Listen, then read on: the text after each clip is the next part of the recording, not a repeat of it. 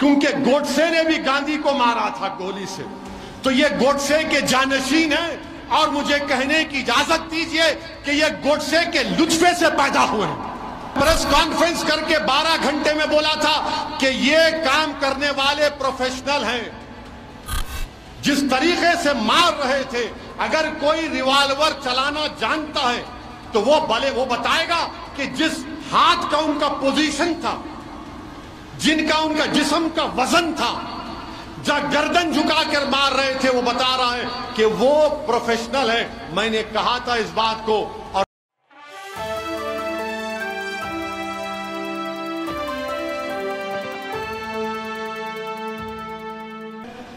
कि जो लोग जंजीरों में हैं उनको गोली मार दी जा रही, जो लोग जंजीरों में हैं उनको गोली मार दी जा रही है, जो लोग पुलिस की कस्टडी में हैं उनको मार दिया जा रहा है। और फिर यह कहा जा रहा है कि नहीं नहीं आप सब अच्छे हैं, सेफ है। अमेरिका जाकर बोला जाता है, यह पैगाम दिया जाता है, you are good and happy, yes we are good and happy, मगर आपसे खुश नहीं है जो हुक्मरान है। अरे हथकड़ियों में है, जंजीरों में है और गोली मार रहे हैं। हम पूछना चाहते हैं हुक्मरानों से, दिल्ली के नकली बादशाह से पूछना चाहते हैं, बताओ ये क्या हो रहा है। उत्तर प्रदेश के उनसे पूछना चाह रहे हैं, महाराज से, जो अपने आप को महाराज बोलते हैं, ये क्या हो रहा है। उन्होंने कहा था कि गोली का जवाब गोली से देंगे। अब जब गोली चल गई तो जो अतराफ में पुलिस वाले थे, कोई अपना वेपन नहीं निकाला। लाइव टीवी पर कोई अपना वेपन नहीं, ऐसा दिख रहा था कि दूल्हे की बारात में आए हैं पूरे। कोई अपना वेपन नहीं निकाला, निकाल कर एक को तो गोली मारते नहीं, गोली मार दिए, अपने मकसद में कामयाब हो गए। उसके बाद वो हथियार को फेंककर surrender surrender surrender surrender surrender कह रहे हैं। अभी देखो भाई, आप गैर जरूरी तमाशा कर, सरेंडर सरेंडर कर रहे हैं। हम ये पूछना चाह रहे हैं, वो जो तफंचा, जो रिवॉल्वर इस्तेमाल हुई, ज़ेगना एफ, वो कितने की बंदूक है मालूम आपको? वेपन एक 8 लाख रुपए की है। कितने की है? 8 लाख। 2 हो गए तो 16 लाख। अच्छा, 16 लाख में इनके घर को मीडिया के लोग गए।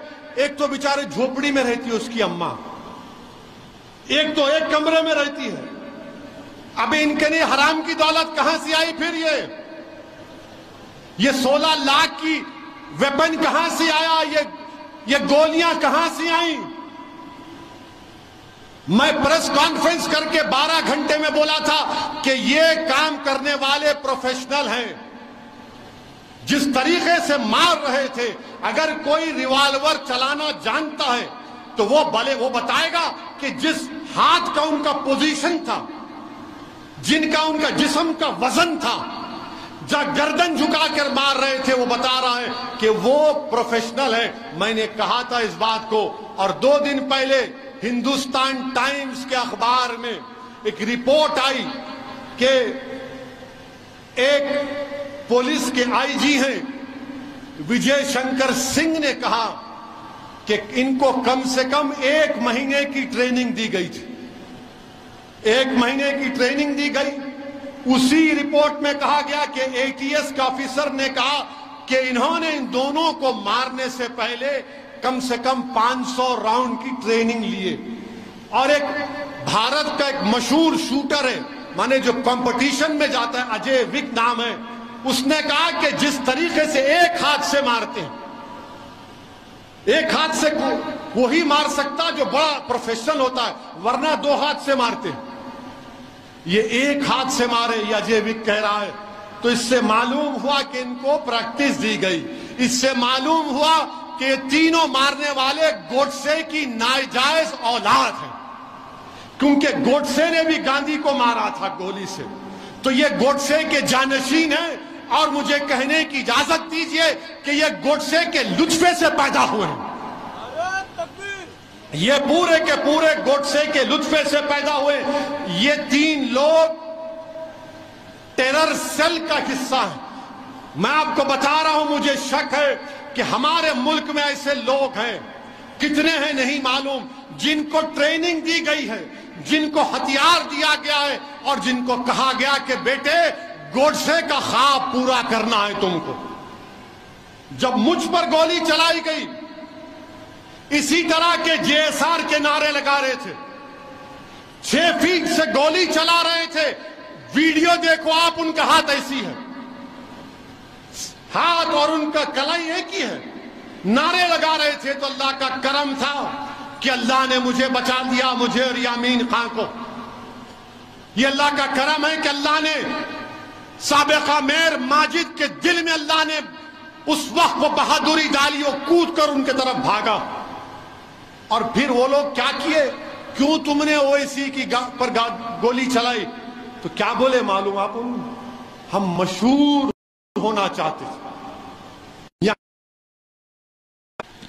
क्या बात,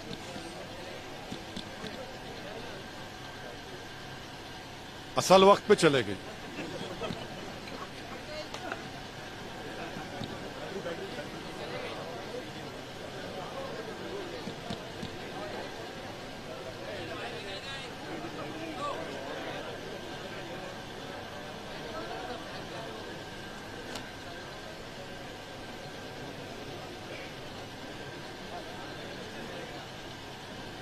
ये पंखे चल रहे हैं।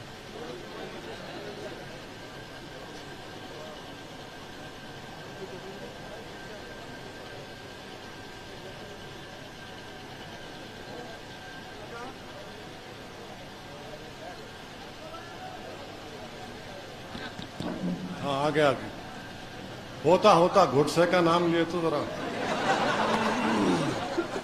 सबको तकलीफ होती है, मगर दीवानों को नहीं मालूम अल्लाह शैतानों को बंद करके रखा अभी। तो फितरत में रहता ना लोगों के। तो जब मुझ पर गोली चलाई गई तो उन जालिमों से पूछा गया तुमने क्यों चलाई? तो बोले हम असदुद्दीन ओवैसी को मार के मशहूर होना चाहते थे। उनके घर वालों को भी पूछे, बोले उन्हें आता ही नहीं था, गंजटी था, उन्हें मिलता ही नहीं था। यहां पर भी ऐसी है, हाँ आता ही नहीं था, देखो ऐसा है। और वो लोग भी बोल रहे हम मशहूर होना चाहते थे। ये मशहूर होना नहीं है, ये एक बाज़ाब्ता ग्रुप है जिसको हम टेरर सेल कहते हैं। ये टेरर सेल है जिन्होंने गोली मारी उन 2 लोगों को, जिनको कोर्ट ने सजा भी दी थी, जो पुलिस की कस्टडी में थे। मारने वाले टेररिस्ट हैं और टेरर सेल का मॉड्यूल है। और अगर कोई कि ये सिर्फ ऐसा ही करे, नहीं, याद रखो और लोगों को मारेंगे। हो सकता फिर से कोशिश करेंगे मुझे मारने की, हो सकता कि फिर से कोशिश करें, मगर मुझे परवाह नहीं है। जब तक अल्लाह जिंदा रखेगा आप और हम जिंदा रहेंगे। सिर्फ यही है कि जब तक अल्लाह जिंदा रखे, अल्लाह ईमान को सलामत रखे, अल्लाह गाजी बनकर रखा है हमको, और शहीदों की मौत दे ताकि हशर के मैदान में अपनी मां को शर्मिंदा ना होने दूं, अपने बाप को शर्मिंदा ना होने दूं। मगर यहां पर देखो, आप मशहूर होना चाहते थे मेरे भाई। 1 महीने की ट्रेनिंग ली गई, 500 गोलियां चलाई गई, और फिर तब जाकर इन्होंने वो ऑपरेशन को अंजाम दिया।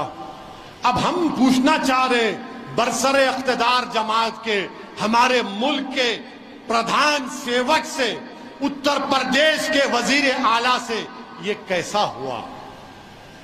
और उन पर यूएपीए क्यों नहीं लगा? उन पर यूएपीए क्यों नहीं लगा? इस पर कोई जवाब नहीं देंगे। इनको हथियार किसने दिया?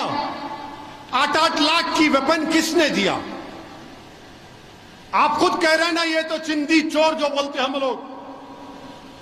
इनके पास घर में इनके छत नहीं है, 8 लाख का वेपन कौन दिया? बोलो। नहीं बोलेंगे।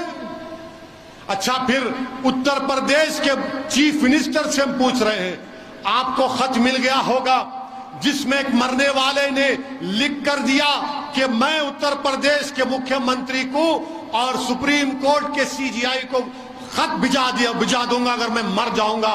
तो कौन वो आदमी है जो मेरी मौत का सबब बना? आप बताओ। खत तो आपको पहुंच गया होगा, कौन लिया ये जान इन लोगों की? कौन लिया इनकी जान? बताओ।